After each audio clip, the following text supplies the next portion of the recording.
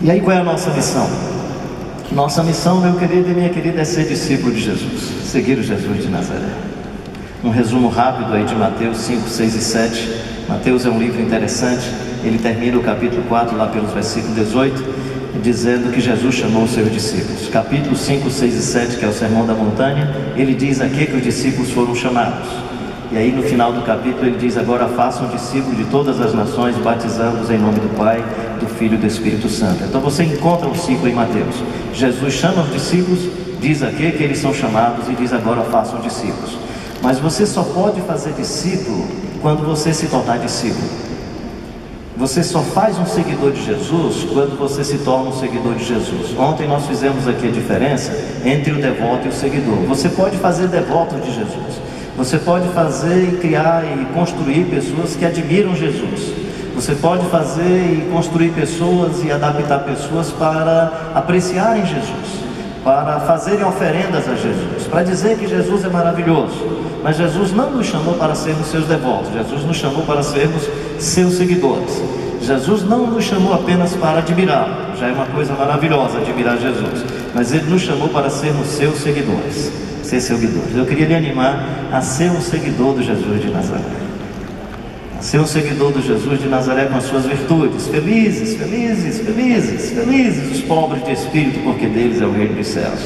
Felizes os homens e as mulheres que não confiam no cifrão. Felizes os homens e as mulheres que não confiam na conta bancária. Felizes os homens e as mulheres que não confiam nos títulos. Felizes os homens e as mulheres que não confiam em sua santidade. Felizes os homens e as mulheres que não confiam em sua espiritualidade. Felizes os homens e as mulheres que são pobres de tudo, pobres de espírito, pobres de tudo, porque isso é uma condição básica para confiar exclusivamente em Deus. A condição básica para confiar exclusivamente em Deus é o esvaziamento. Tende em vós o mesmo sentimento que houve também em Cristo Jesus, pois sendo em forma de Deus esvaziou-se. Esvaziou-se. Qual é a nossa missão? Ser discípulo. Qual é a nossa missão? Fazer discípulo. Qual é a nossa missão? Viver numa comunidade de seguidores e seguidoras do Jesus de Nazaré. Porque numa comunidade de seguidores e seguidoras do Jesus de Nazaré nós somos exortados, nós somos consolados, nós somos edificados.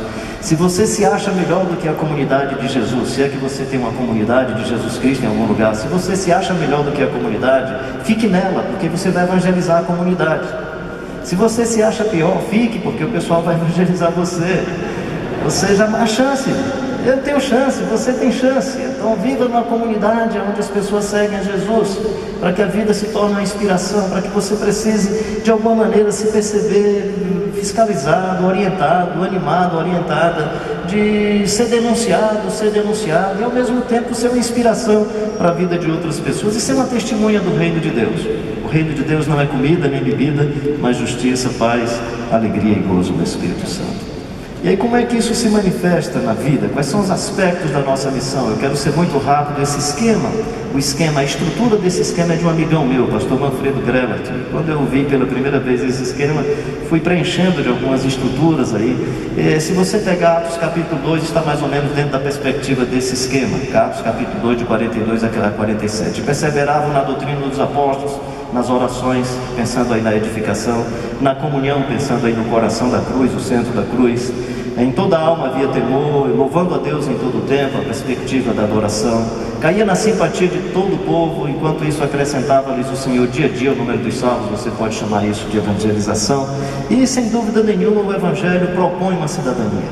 Porque uma das coisas que o Evangelho faz com a gente é resgatar a dignidade humana.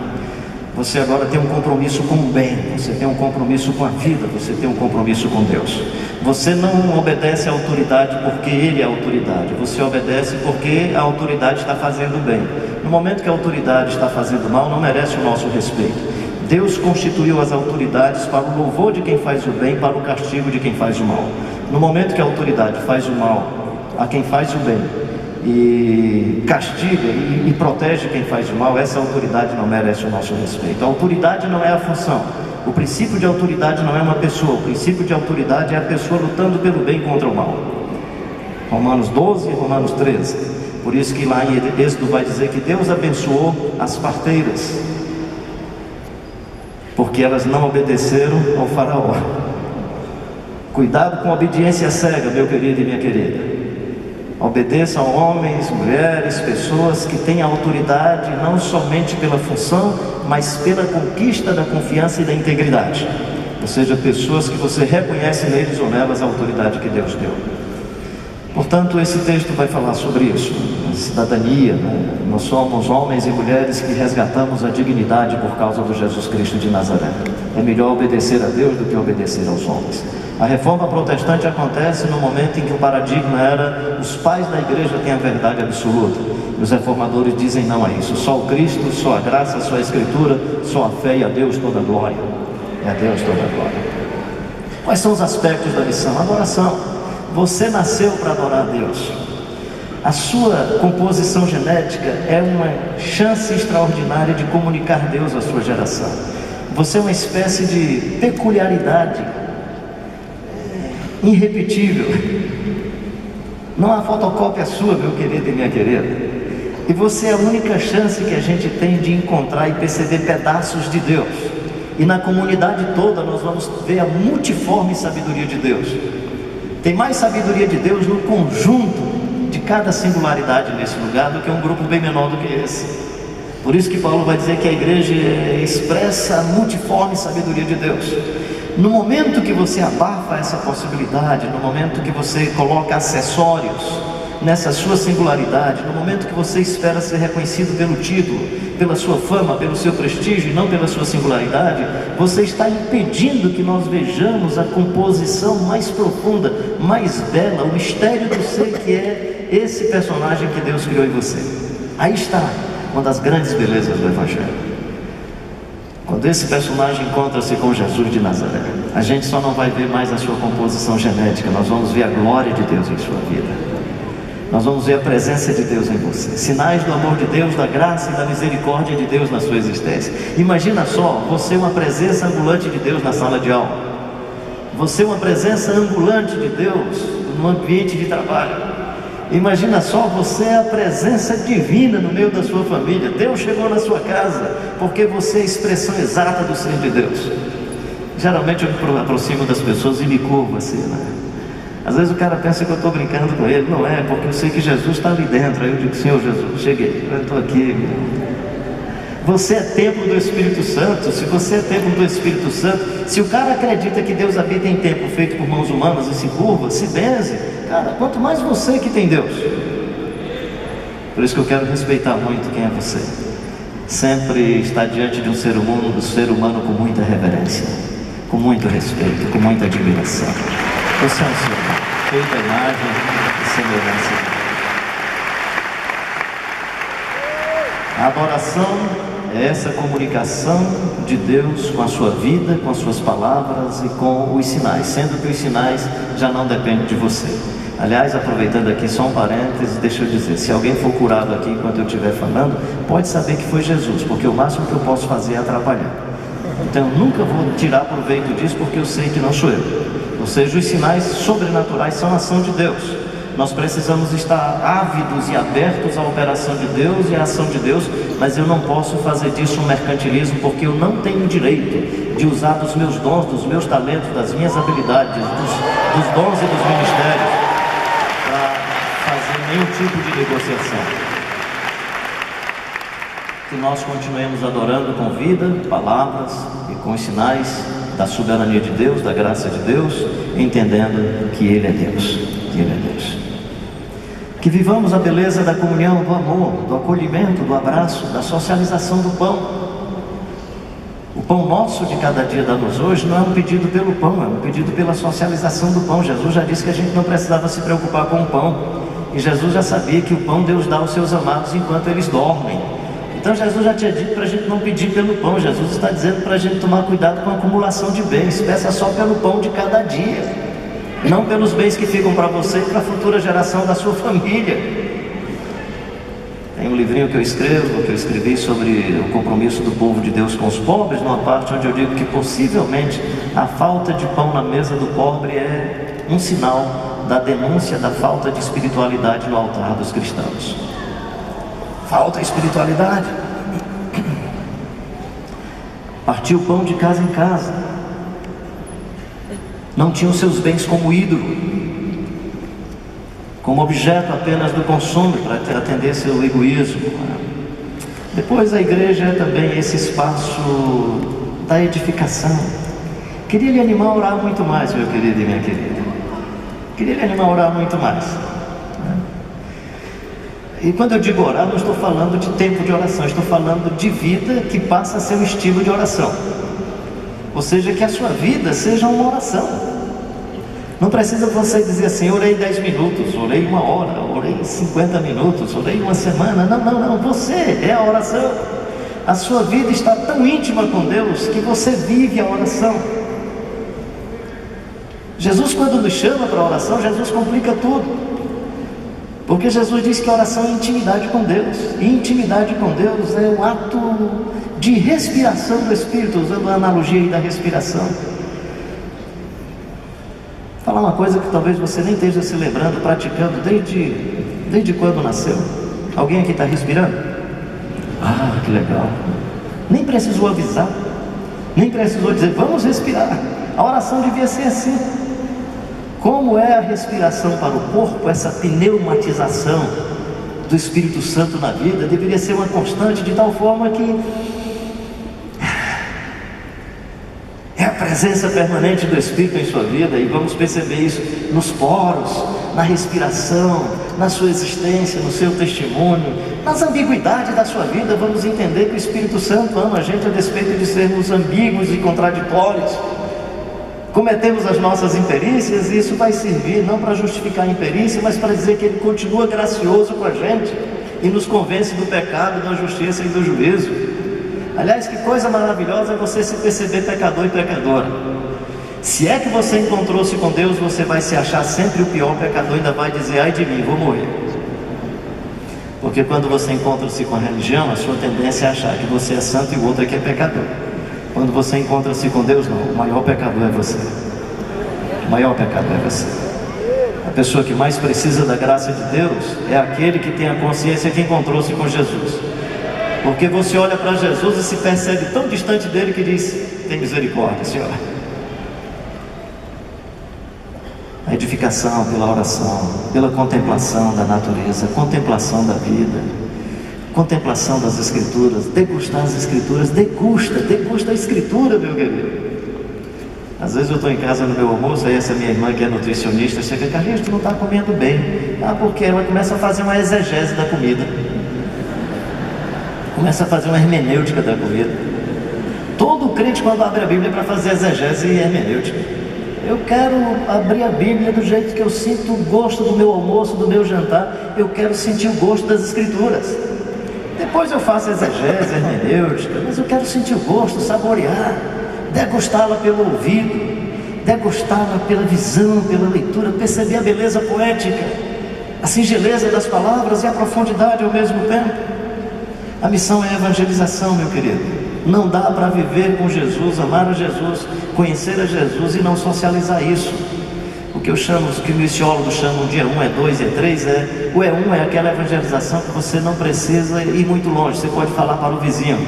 O E1 é aquela evangelização onde você não precisa aprender um novo dialeto, um novo idioma, e você, sentado com um amigo do lado, pode falar de Jesus para ele. Isso é possível a todos nós, em qualquer lugar. O que vai se chamar de E2 é essa evangelização onde eu preciso me transportar, sair, por exemplo, do meu comodismo e ir para uma praça e ficar ali com as pessoas em condições de rua, pegar uma mochila e ir para a estrada, encontrar com agricultores. Certas vezes evangelizo, outras vezes eles é que me evangelizam.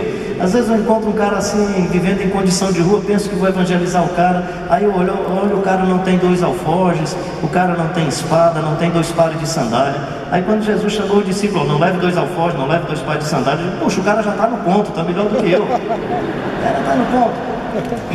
Então muitas vezes eu é que me sinto evangelizado. A evangelização E3, que os missiólogos vão chamar de transcultural, são pessoas que têm aquela habilidade de facilidade para idiomas, facilidade de se adaptar a outras realidades, a comer qualquer coisa de qualquer jeito, a se enculturar em outras expressões, em outro jeito, a viver em outras geografias, em outras geopolíticas, em outros espaços sociais e culturais diferentes dos seus, e algumas pessoas têm essa capacidade, têm esse poder de mutação extraordinário. Paulo é um indivíduo mais ou menos assim, consegue se infiltrar na cultura judaica, mas pode ir lá em Corinto e consegue ser apóstolo dos gentios, vai em vários lugares, porque Deus deu a ele essa capacidade. Mas eu acho que no Brasil nós temos uma outra evangelização que os missiólogos não têm falado, que é o que eu chamo de E0, antes da E1, que é a evangelização da igreja evangélica brasileira. Não dá para a gente pensar em evangelização do mundo se nós não mudarmos o que somos. Desculpa quem estava ontem, porque com essa informação eu sou repetitivo. Nós somos o maior país católico do mundo, nós somos o segundo maior país protestante do mundo. Estamos entre os 5 mais corruptos do mundo. Somos o país que representa a maior força e a maior distância entre a acumulação de bens de uma sociedade rica e de uma grande miséria dos pobres. Somos um dos países marcado por vários sinais de violência. Violência no trânsito, violência nas praças, violência na família. Aí eu vou para a igreja achando que a igreja não é um lugar de violência, e aí encontro a moçada dizendo: peguei meus inimigos e os atravessei. Posso pisar na tropa e saltar a muralha. Cara, música legal pra gente cantar nos presídios domingo à tarde, que os caras estão doidos para pisar na tropa e saltar a muralha. E aí vamos alimentando violência.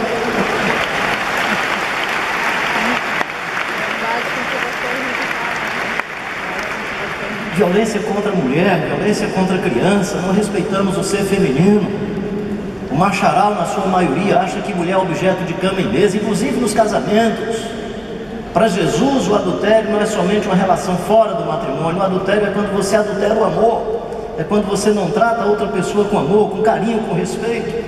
Então você pode legitimamente viver uma relação religiosamente aceita, civilmente aceita, e ser uma relação adúltera, porque não respeita, não ama, não cuida. Não podemos nos permitir invadidos pela violência, seja na música, seja no humor, seja na teologia, seja onde for. Nós precisamos ser seguidores do príncipe da paz. A minha paz vos dou, não vos dou como o mundo a dá, não se turbe o vosso coração, credes em Deus, credes também em mim, disse Jesus de Nazaré. Meu querido e minha querida, eu queria lhe animar a ser um homem de paz. Esse país precisa de pessoas batizadas pela paz. Amar a justiça, lutar pela justiça faz parte do reino de Deus e do Evangelho. Mas os que têm fome e sede de justiça são ao mesmo tempo felizes como pacificadores, porque como pacificadores serão chamados filhos e filhas de Deus. Você não pode, na luta pela justiça, se permitir amargurado, amargurada. Você não pode se permitir ser uma pessoa visitado e visitada pelo ódio, pela indecência, pelo desejo de matar. Não podemos celebrar quando alguém mata outra pessoa. Não podemos fazer justiça com as próprias mãos. Eu sonho pela justiça no meu país. Eu quero ver as crianças protegidas. Eu fico indignado com a exploração sexual de crianças e adolescentes. É um mau testemunho da minha cidade, de Fortaleza. Lamento o abuso contra crianças e adolescentes. Lamento a violência contra as mulheres. Quero lutar contra todo opressor, contra toda forma de ditadura. Quero lutar contra os déspotas, mas não quero acabar com a vida deles. Eu acredito que eles também são feitos à imagem e semelhança de Deus. Quero tratá-los com misericórdia e com o amor de Deus. Espero que o Jesus de Nazaré visite os tiranos e os poderosos, da mesma forma como ele diz: Pai, eu te alegro porque o Senhor escondeu essas coisas dos sábios e entendidos e o Senhor revelou aos pequeninos, e eu te agradeço, Pai. Mas aí apareceu Zaqueu, apareceu Nicodemos. É possível, tem milagres na Bíblia, é possível. É difícil passar um camelo pelo fundo de uma agulha, mas pode. Jesus disse sobre isso: que é impossível aos homens é possível a Deus.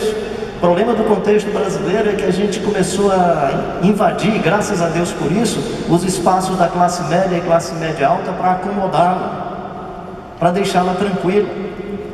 A gente tem que deixar tranquilo o pessoal de Laodiceia, o pessoal de Capadócia, Bitínia, os dispersos, vocês que não tinham raça, vocês que não tinham história, vocês que não tinham etnia, agora vocês são raça eleita, sacerdócio real, nação santa, povo de propriedade exclusiva de Deus. Para os de Laodiceia, vocês acham que são ricos, que são abastados, que têm tudo, vocês não sabem, vocês são pobres, miseráveis, cegos e nus. Ou seja, a pedagogia bíblica anima quem está na lama e seca a bola de quem acha que está com tudo acima da cabeça. A pedagogia bíblica é: o pobre tem esperança porque encontrou-se com Jesus de Nazaré, e o rico tem esperança porque encontrou-se com o menino da manjedoura e pode ter a vida transformada. Ou seja, o centro é o Jesus de Nazaré, não é o capital, não é a prosperidade, não é a fama, não é o prestígio, não é a acumulação de bens.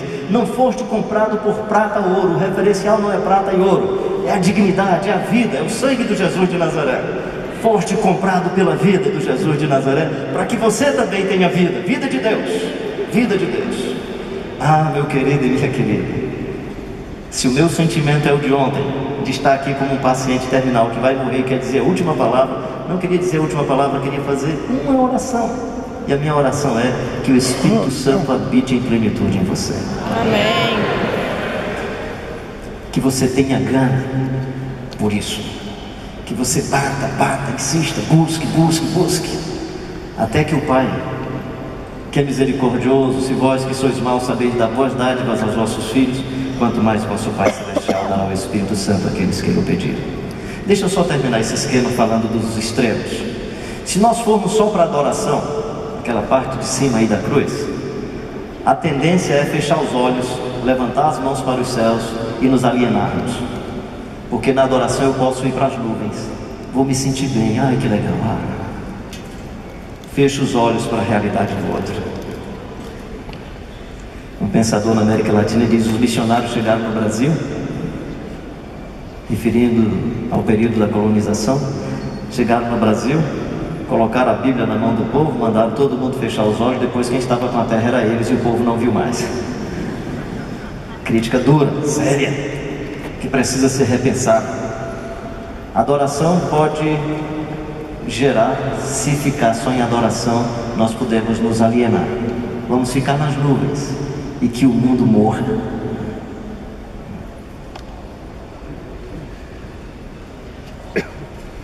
A comunhão pode se transformar num corporativismo fechado, se você viver só a comunhão de uma comunidade. É o que aconteceu com a igreja de Jerusalém. Todo mundo gostou, partir pão de casa em casa para fazer missão e evangelização. Teve que acontecer o apedrejamento do Estevão. Aí eles foram dispersos, e no capítulo 11 mostra que a igreja cresceu a partir dali. Se você viver só a edificação, você corre o risco da tradição e do formalismo. Aí a gente não pode pular, a gente não pode dançar, não pode bater palma, não pode pensar diferente, tem que pensar todo mundo do mesmo jeito, porque nós nos tornamos formais, tradicionais, e o outro precisa ser degolado, excluído, porque ele é diferente do que eu sou. Esse é o grande risco. Se a gente vive só a evangelização, a gente pode começar a querer empacotar a alma para a eternidade, mesmo que o mundo continue arrebentado. Se a gente vive só cidadania e humanização, nós podemos querer transformar a igreja num sindicato ou numa ONG, e a igreja tem uma natureza, um negócio totalmente diferente. Queria lhe animar a ser alguém que adora a Deus, que vive a comunhão do Evangelho, que se permite edificado pela oração, pela contemplação, pela peregrinação, pela solitude, e que ao mesmo tempo evangeliza e tem compromisso sociopolítico. No caso brasileiro, não somente filantropia, mas justiça, garantia de direitos, incidência em políticas públicas, de tal maneira que tenhamos uma nação mais justa, de tal maneira que as pessoas injustiçadas que estão à margem da sociedade possam ter direito de viver. Enquanto Jesus não chega, enquanto Jesus não faz uma nova sociedade, vamos construindo maquetes possíveis. Enquanto Jesus não chega, vamos expressando alguns modelos e algumas experiências locais que possam dizer: Deus é misericordioso, Deus é bondoso, Deus é gracioso. Viram as suas obras e glorificaram o Pai que está nos céus.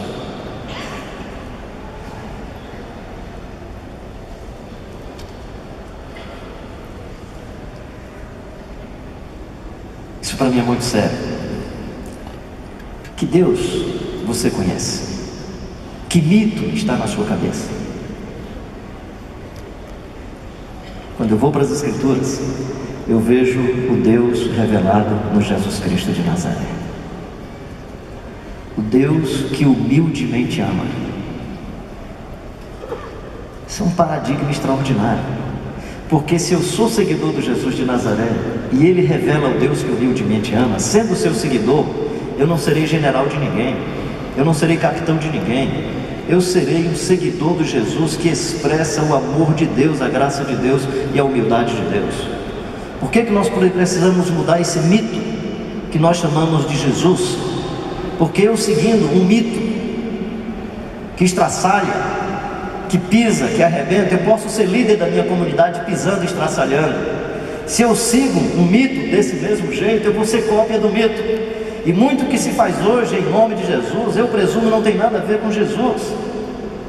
Eu sou de uma denominação que o poder é gravitacional entre o Ceará e o Rio Grande do Norte. De 2 em 2 anos tem a eleição da instituição para a diretoria nacional. E aí começa aquele jogo político. Aí eu fui chamado para uma reunião uma terça-feira à tarde. E aí eu sabia de alguns temas da reunião, mas quando eu cheguei nos corredores, era o pessoal do Ceará pensando como é que iria se mobilizar politicamente para vencer o pessoal do Rio Grande do Norte. Eu fiquei chocado, chateado comigo, e aqui no meu silêncio pensando, o que é que eu estou fazendo aqui? Eu tinha muitas coisas para fazer naquele dia, trabalhando nas periferias de Fortaleza. Aí disse, não quero parecer arrogante, vou ficar. E fiquei na reunião. E quando foi começar a reunião, o líder que estava dirigindo a reunião disse, Carlinhos, você podia orar pedindo a Jesus para vir para a nossa reunião, abençoar a nossa reunião? Eu digo, cara, não sou doido não, nem eu quero ficar nesse negócio, vou chamar Jesus para isso não. Às vezes nós achamos que Jesus é o político da nossa instituição, que faz o mesmo conchavo que nós fazemos, e aí em nome de Jesus, é em nome desse personagem, ou desse mito, que não diz respeito ao Jesus Cristo revelado nas Escrituras, o Deus que humildemente ama, o Deus que quando vem na pequena Belém Efrata, e quando vive a sua adolescência, a sua juventude, faz a escolha da desprezível Nazaré, e o escritório estratégico, entre aspas, claro, é a Galileia dos gentios, terra de Zebulon, traduzindo para o meu nordestinês, terra de Zé Ninguém. Eu espero que nos seja revelado pela graça, pelo poder e pela bondade do Espírito Santo, o Deus revelado no Jesus Cristo de Nazaré, que é o Deus que humildemente ama, o Deus de toda graça. Como nós já ouvimos ontem aqui por um outro irmão que estava falando, a graça não é uma quarta pessoa da Trindade, a graça é um atributo divino, é o Deus da graça, é o Deus de toda santidade, é o Deus de toda vontade. É o Jesus Cristo Salvador, Mestre, Senhor, inspiração para a vida, meu querido e minha querida. Viver e andar com Jesus é o grande desafio que eu e você temos. Acho que é a melhor decisão que eu tomei em toda a minha vida, e honestamente não faz muito tempo. Eu decidi, está sendo muito legal. Eu decidi na minha vida ser um seguidor do Jesus de Nazaré. Porque se eu não sigo Jesus, a quem é que eu sigo? E não tenho mais receio de dizer isso. Às vezes eu achava, é arrogância dizer que segue a Jesus. Não, cara, eu sigo a Jesus e ponto final. Fazer o quê? É isso que Ele pediu para a gente fazer. Sejam meus seguidores. Vem André, me siga. Vem Pedro, me siga. Eu decidi ser um seguidor. Posso não seguir bem, mas eu decidi ser um seguidor. Espero que o Espírito Santo me ajude, me dê graça, o seu poder e a sua virtude, para que eu consiga segui-lo, seguir a Jesus,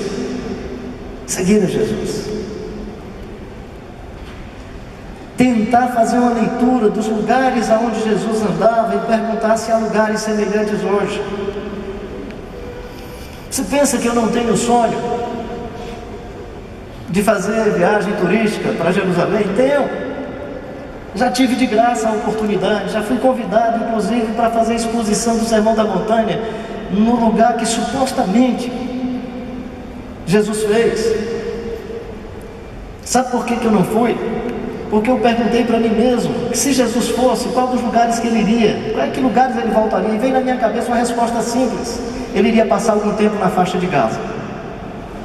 E eu perguntei ao cidadão que me convidou se daria para a gente fazer uma agenda de uma semana na faixa de Gaza. Ele disse que não, então não vou. Simples. Posso estar equivocado na minha elaboração, mas a pergunta é, por onde Jesus andaria hoje? Com quem Jesus andaria? E andando com quem, o que é que ele diria? Diante dos déspotas, o que é que ele diria? Diante do arrebentado, sem vida e sem esperança, o que ele diria?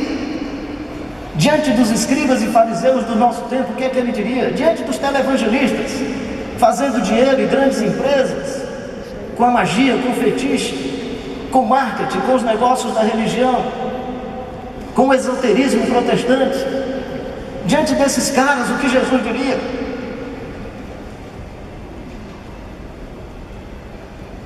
Raça de víbora, exploradores, enganadores, falsos profetas. Diante da multidão enganada, o que Jesus faria? Curaria, com certeza. Curou um coxo, um homem paralítico, sem capacidade de mobilização, que estava no poço, acreditando no imaginário coletivo informado. Pode olhar que isso na sua Bíblia está lá entre colchete, dizendo que é informação popular que se repete, acreditando que passava um anjo todo ano, e que quando passava, se o primeiro que caísse seria curado. Jesus nem se preocupou com o fetiche, com a magia, e curou o rapaz. E o que é engraçado no texto é que o moço disse assim: eu estou aqui há 38 anos, ninguém nunca me empurrou. Ou seja, na religião ninguém se lembra de você, a não ser que você quebre a regra religiosa, o rito religioso. Se você pegar a cama, colocar no ombro e sair andando dia de sábado, dá confusão. Ninguém viu o rapaz há 38 anos. No dia que ele pôs a cama no ombro, todo mundo viu. Religião é desgraçada, porque você não vale nada na religião. Vale a sua imagem, a sua conta. O que vale é a possibilidade de você se tornar cliente do negócio. Que Jesus seja a nossa inspiração. Que o Espírito Santo seja todo e pleno em todos nós. Que a gente possa viver na autoridade do Espírito Santo. James Hunter, no seu livro Monge Executivo, faz uma distinção simples sobre poder e autoridade. Ele diz que o poder é aquilo que você recebe institucionalmente, a autoridade é aquilo que você conquista pela confiança e pela integridade. Que legal! Que você conquiste pela confiança e integridade essa autoridade que o Espírito Santo confere a você. O Espírito Santo todo, todos os dons e ministérios, meu querido, todos os dons e todos os ministérios. Se você não acredita em falar em línguas, teologicamente, acredite, pelo menos pelo direito do outro ter liberdade de falar quando não sabe fazer um discurso retórico. Então ele fala de qualquer jeito, ninguém entende, mas falou, pronto. Acredita em nome da liberdade humana. Estava pregando uma vez numa igreja e terminou de falar, uma senhora teve lá um momento assim de, desculpe se ser pejorativa, porque é a expressão que está me vindo na cabeça. Teve lá um piripaco espiritual lá de 3 minutos, 4 minutos. Aí terminou, o líder chegou para mim: por que o senhor não pediu aquela senhora para ficar calada? Estava ali atrapalhando. Eu digo: não, cara, eu falo 50 minutos, ninguém me proibia. A irmãzinha só teve 33 minutos.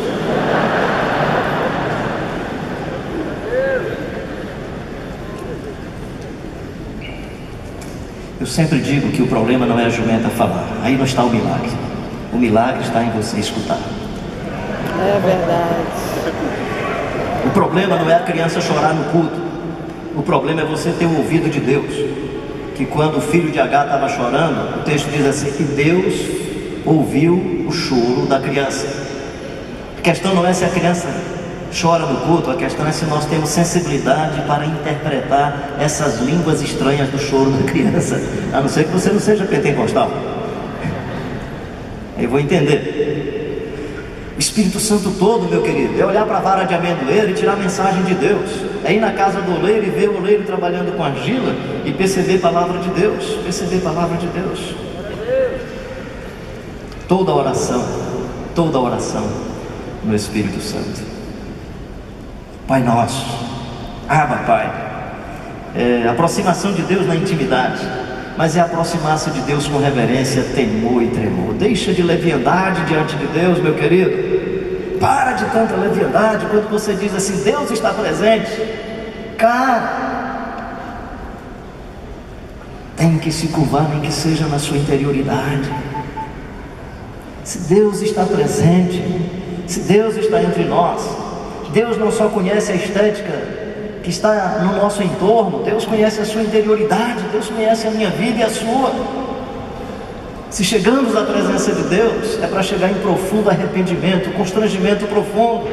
Ai de mim, Senhor, vou perecer. Ai de mim, Senhor, viu Jesus de Nazaré. Ai de mim, Senhor, viu o Espírito Santo. Ser propício a mim, pecador.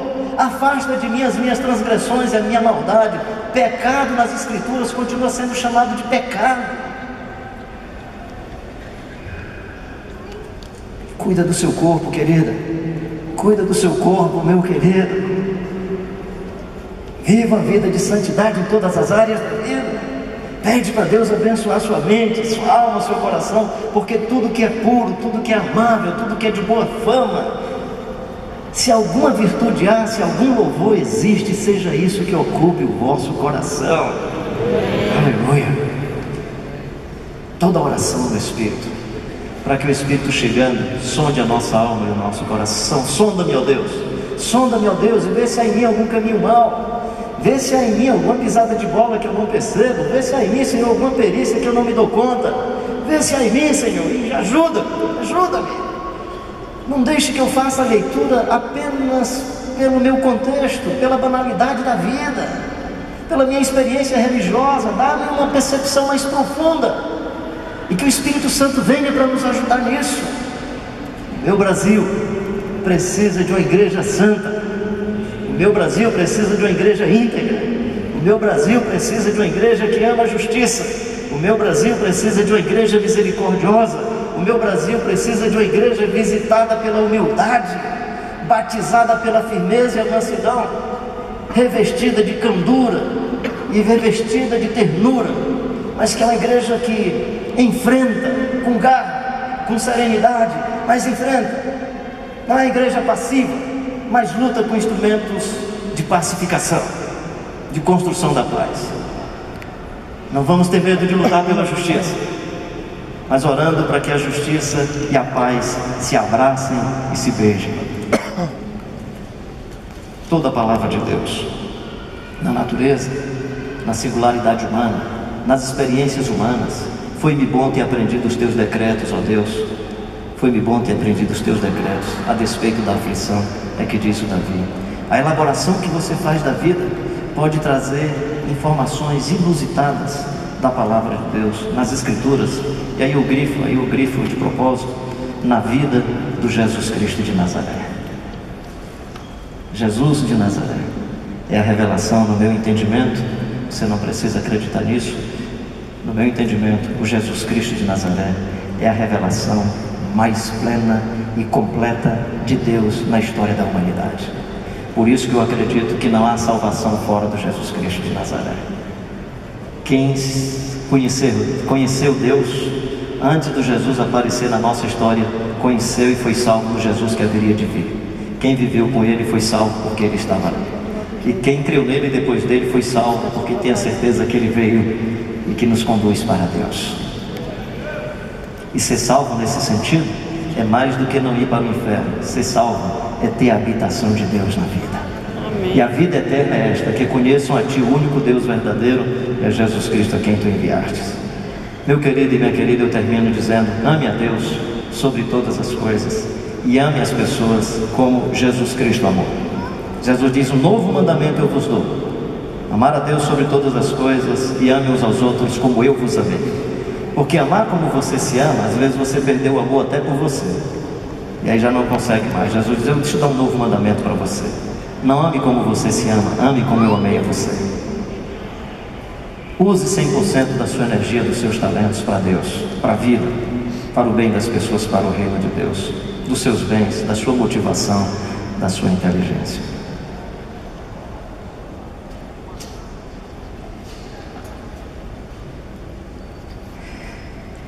Quero me encontrar com você em muitas estradas, muitos caminhos e muitas praças. Quero sempre olhar para você, achando que você segue a Jesus bem melhor do que eu sigo. Quero sempre olhar para você, pedindo a Deus que você seja uma inspiração e um espelho para que eu mude a minha vida. Quero sempre olhar para você com a certeza de que você atendeu o chamado de Jesus. Se alguém quer vir após mim, negue-se a si mesmo, tome a sua cruz e siga-me. Você quer ser um seguidor de fato do Jesus de Nazaré, independentemente de você já ter feito uma decisão na sua vida? Eu quero encerrar com um momento de oração. E aí, como Jesus está presente, eu quero me ajoelhar em reverência a Ele que habita em você. Então, se você quiser nesse momento, de maneira despojada, se colocar diante do Senhor, você escolhe. O fato de se ajoelhar é tão simples, é porque eu tenho achado tão pouco esse sinal no nosso mundo religioso, que se de fato Deus tem falado de alguma maneira ao seu coração, eu queria lhe animar, se o espaço é possível. Se você diz, não vou me ajoelhar, vou curvar só o meu coração, curva o seu coração. Eu creio que Deus está entre nós. Eu creio que Jesus está entre nós.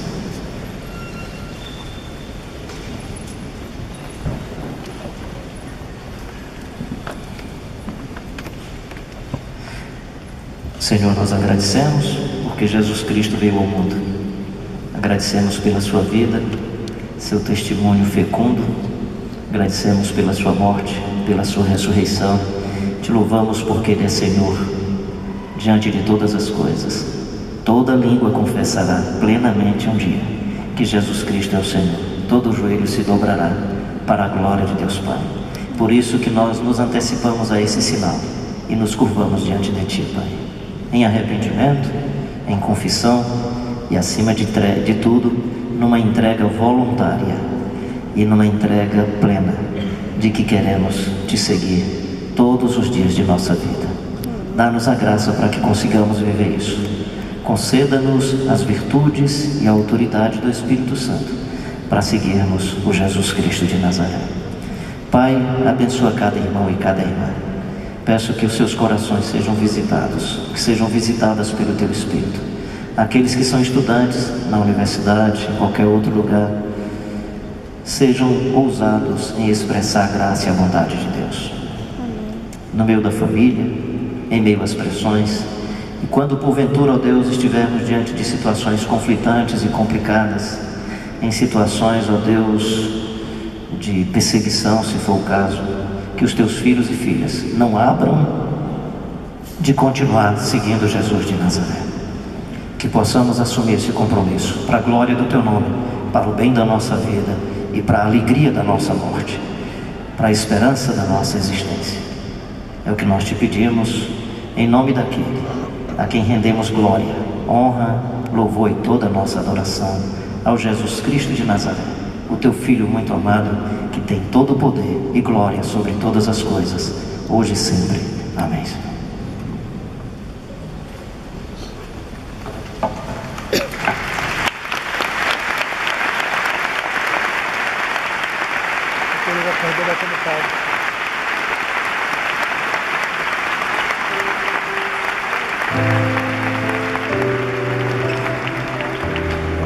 Amém.